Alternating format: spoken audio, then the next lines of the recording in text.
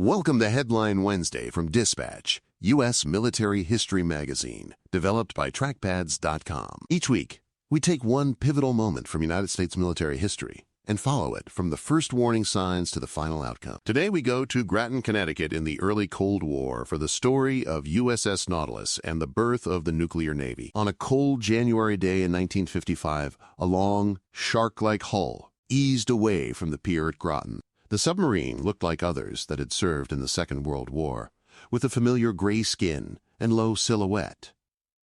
Deep inside the pressure hull, though, something entirely new was coming to life. Instead of rows of diesel engines feeding charge into big batteries, a compact nuclear reactor was driving turbines that turned the shafts. In the control room, sailors watched needles, gauges, and dials, waiting to see if all the theory would hold up now that steel was meeting seawater. The boat was USS Nautilus, hull number SSN-571, the world's first operational nuclear-powered submarine. Her captain, Eugene Wilkinson, carried a short, carefully chosen phrase, ready to send once he was sure the new plant was doing its job. The crew felt a subtle change as the ship picked up speed without the usual rumble and vibration of diesels. There was no rising engine noise, no switch over to battery power. No moment when the machinery had to pause so the boat could breathe. Nautilus simply gathered way and kept going under steady nuclear power. When Wilkinson was satisfied that the systems were steady, he sent a message that would ring around the naval world. The words were simple: underway on nuclear power. On paper, it read like a routine status report, the sort of phrase that might appear in any logbook. Everyone who understood what had just happened knew it meant far more than that. This was not another step of gradual improvement in hull shape or sonar range. It was a clean break with how submarines had worked since the days of hand-cranked boats and early diesels. For the sailors aboard, the moment mixed the familiar with the unknown. They still stood watch, turned valves, and logged readings just as crews had done for decades. At the same time, they lived inside a proof of concept that carried both promise and risk. If the reactor plant worked as advertised, Nautilus could remain submerged for weeks or even months, limited mainly by food and human endurance. If it failed, the result would not just be a damaged or lost ship, but a major blow to the Navy's confidence in nuclear power at sea, and to public faith in the idea of atomic energy as a tool, not just a weapon. As the submarine slipped beneath the surface and settled into her first nuclear-powered run, no shots were fired, and no enemy appeared on sonar. There were no dramatic periscope images of convoys or warships. Yet the quiet wake folding shut over Nautilus marked the start of a new era in undersea warfare. In that seemingly routine evolution from pier to open water lay the seed of a revolution that would change how fleets maneuvered, how oceans were patrolled, and how any future war at sea might unfold. A new kind of submarine had just gone to sea, and it did not need to come up for air. To understand what was at stake in that moment, it helps to step back and remember how submarines had fought up to that point. In both world wars, diesel-electric boats had been powerful but constrained weapons. They could strike hard, sinking merchant ships and warships, but they had to surface or snorkel regularly to run their engines, recharge batteries, and refresh the air. Their truly submerged time was measured in hours, not days, and every trip to the surface meant risking detection by aircraft, radar, and patrolling escorts. Submarines were hunters, but they were also vulnerable whenever they had to come up to breathe. The early Cold War sharpened those limits into a strategic problem. The United States and its allies needed ways to protect long transatlantic shipping lanes, shadow Soviet fleets, and prepare for the likely appearance of nuclear-armed submarines prowling the deep. Diesel boats still had value, but they could not hide long enough or move fast enough underwater to dominate large ocean spaces. At the same time, advances in sonar, radar, and anti-submarine tactics were making traditional submarines easier to track and trap. What had worked in 1943 would be less effective in a world of jet aircraft and ever-improving sensors. Nautilus offered a different path forward. With a nuclear reactor on board, a submarine no longer depended on the surface world for air or frequent refueling stops. She could sprint submerged for extended periods, change depth and course without worrying about battery charge, and simply refuse to appear where aircraft and radar were waiting. That endurance translated into new roles at sea. A nuclear submarine could serve as a high-speed scout ahead of carrier groups, conduct long patrols in the Arctic, and eventually carry ballistic missiles on boats that might never be seen until they chose to reveal themselves. Beyond tactics, the program carried immense political and institutional weight inside the United States Navy. The service was betting not just on a new class of ship, but on a new way of thinking about power at sea. Admiral Hyman Rickover drove standards that were unforgiving and costly, pushing for a level of engineering discipline that many thought excessive. If Nautilus succeeded, she would justify an entire nuclear fleet and lock in a technological edge over the Soviet Union. If she failed, critics of nuclear power and skeptics of expensive new programs would gain powerful ammunition in debates over budgets and strategy. That is why a single radio message sent from a submarine's radio shack on the Thames River mattered far beyond the local shoreline. It signaled that the United States Navy had found a way to uncouple submarines from the surface in a way no rival could yet match. From that point forward, every admiral and planner thinking about undersea warfare had to reckon with a boat that could vanish beneath the waves and stay there as long as its crew and supplies allowed. The birth of the nuclear navy was not just a technical milestone. It was a shift in how nations thought about control of the seas in a nuclear-armed world. The shift that began with Nautilus getting underway on nuclear power did not appear out of thin air. It grew out of years of argument, experimentation, and hard choices that took place long before the submarine ever left the pier. To see how this new kind of boat came to life, we have to go back to the people and decisions that built it. The path to Nautilus began in conference rooms, laboratories, and test sites where nuclear power for ships was still an idea on paper. In the years after the Second World War, most people associated atomic energy with weapons and a few experimental power plants on land. Turning that same energy into a reliable propulsion system that could fit inside a submarine hull demanded a rare mix of engineering ambition and institutional stubbornness. One of the central figures pushing the idea forward was Admiral Hyman Rickover, who insisted on rigorous standards, demanding training, and a culture that treated safety and reliability as non-negotiable.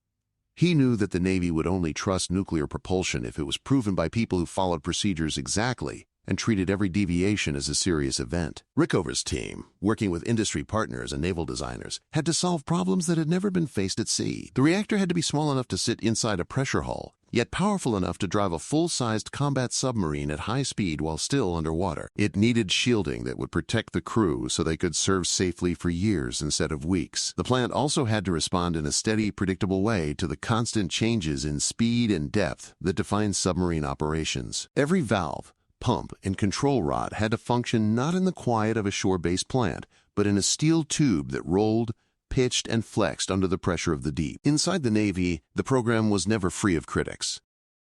Some leaders worried about the cost and complexity of building such a boat, and about the political fallout of putting reactors into the fleet. Others asked whether the promised gains in endurance and speed would really justify the risk of such a radical change in how submarines worked. Diesel-electric boats had earned their reputation in wartime patrols, and they were understood and backed by a large cadre of experienced crews and engineers. Moving to nuclear power would mean rewriting training pipelines, maintenance practices, and operational doctrine that had been built over decades of experience under diesel and battery power. At the same time, the strategic environment was changing too quickly to ignore. The emerging Cold War with the Soviet Union pushed the United States to find ways to project power and gather intelligence across oceans that might soon be crowded with new threats. Long-range bombers and big carriers could be seen and tracked by radar and aircraft. Submarines that did not need to surface promised a very different kind of presence, one that could stay hidden while still influencing events. By the early 1950s, the decision was essentially made inside the Navy. The service would build a true nuclear-powered submarine, and Nautilus would be the first full test of whether this bold bet on technology could deliver a real advantage at sea. Once Nautilus was commissioned and her crew trained on the unfamiliar systems of a nuclear plant, the real test moved from drawings and test stands to open water. Early cruises focused on shaking down the new submarine and finding out how the reactor behaved under real operating conditions. Sailors drilled on casualty procedures, practiced rapid speed changes, and learned the new rhythms of a ship that did not breathe the way older boats did. They learned how the boat felt when it accelerated underwater, without the rumble of diesel engines or the sag of batteries running down. Officers tested how quickly Nautilus could reposition, change depth, and hold high speeds for hours instead of minutes. Those early trials soon turned into deliberate demonstrations designed to show what nuclear power could do for operations. Nautilus carried out long submerged runs that would have been impossible for a diesel-electric submarine, staying underwater for days and then weeks while maintaining substantial speed. She surged across the Atlantic and cut passage times in ways that made planners take notice. In those transits, she proved that a submarine could serve as a fast scout, and not only as an ambush platform waiting near fixed choke points. In fleet exercises, Nautilus practiced slipping through anti-submarine screens, using her sustained underwater speed to approach, simulate an attack, and then disappear before surface forces could react effectively. As the Cold War hardened, Nautilus moved from demonstrations to missions that carried strategic meaning. One of the most dramatic came when she headed north into Arctic waters, pushing under the ice where earlier submarines could not safely operate for long. There, nuclear propulsion showed its full value. The ability to stay submerged, maneuver at will, and avoid the need to surface in ice-choked seas opened a new route for undersea operations. When Nautilus crossed under the polar ice and reached the vicinity of the geographic North Pole, the transit sent a clear signal that the United States could move submarines through waters once thought inaccessible. For the sailors on board, each of these cruises was both a test of endurance and a lesson in how different their world had become. They had to master new watch routines centered on reactor control, with a constant focus on temperatures, pressures, and power levels. Engineering crews lived under strict expectations that left no room for shortcuts. Tactically, officers and sonar teams adapted to a boat that could outrun many surface ships while still submerged. Commanders learned to think of time and distance in new ways, planning patrols around continuous high speed rather than short bursts between snorkel periods. Opposing navies were also watching closely, taking notes and accelerating their own nuclear programs in response to what Nautilus demonstrated. By the end of Nautilus's early years at sea, the fight around her was not a single battle, but a series of proving grounds that stretched across oceans and seasons. Shakedown cruises, high-speed transits, Arctic missions, and complex fleet exercises together rewrote expectations for undersea warfare. The submarine had shown that nuclear power was not just a laboratory concept, but a working, repeatable advantage that could be used in many different kinds of missions. The stage was set for the next wave of designs and deployments, where lessons learned aboard Nautilus would shape everything from fast attack submarines to missile-carrying boats in oceans around the world. Those early demonstrations were only the beginning. They set the stage for a harder test, whether a single experimental boat could change an entire fleet. What ultimately turned Nautilus from a daring prototype into the foundation of a nuclear navy was not one cruise or one dramatic headline. It was the steady proof that the reactor plant, the crew, and the operational concept worked together under real stress.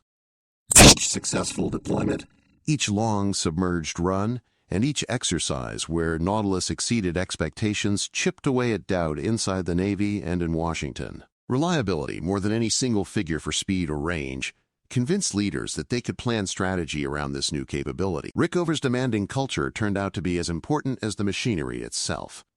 Officers and enlisted sailors who served aboard Nautilus and in her support structure absorbed a mindset that treated procedure, training, and accountability as life and death matters.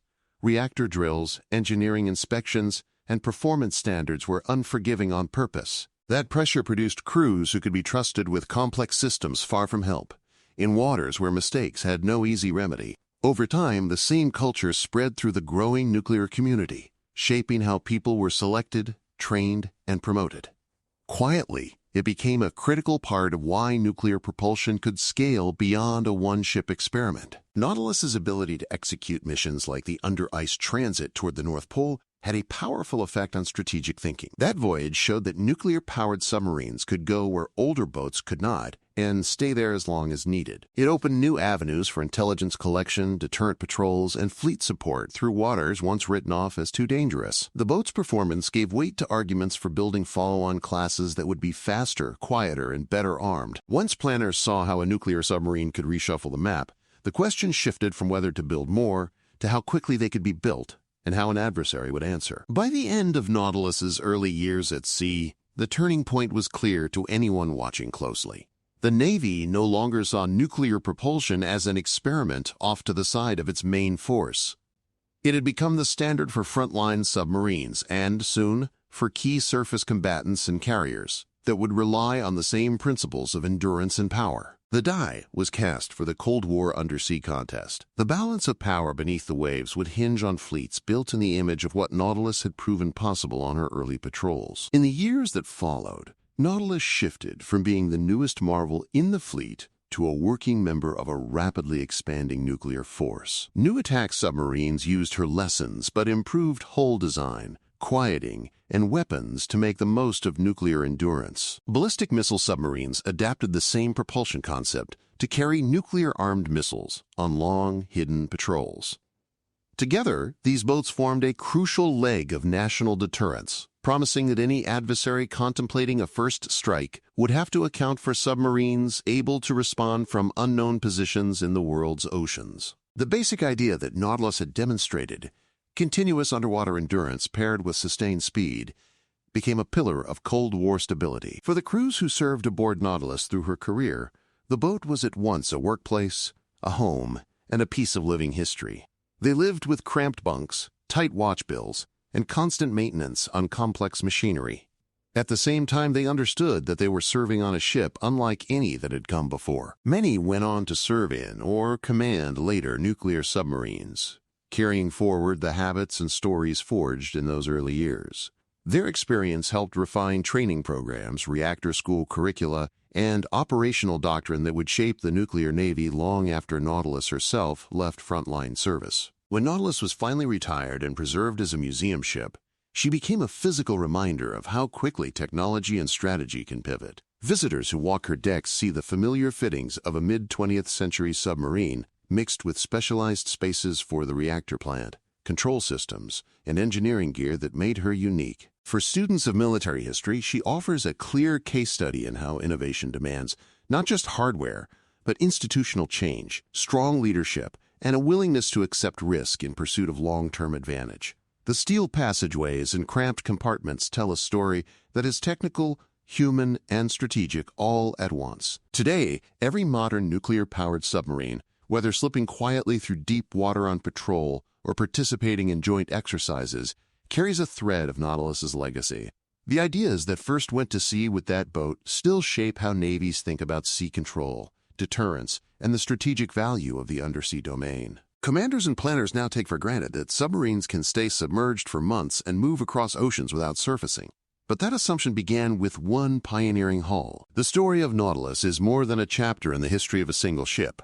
It is a reminder that one vessel, built at the right moment with the right vision behind it, can alter the course of naval warfare for generations. As you reflect on this story, you can hear more narrated Headline Wednesday features in the Dispatch audio editions, alongside other moments that shaped United States military history. For ongoing conversation and daily facts, there is also a growing community in the United States Military History Group on LinkedIn, where readers and listeners compare notes and share their own experiences.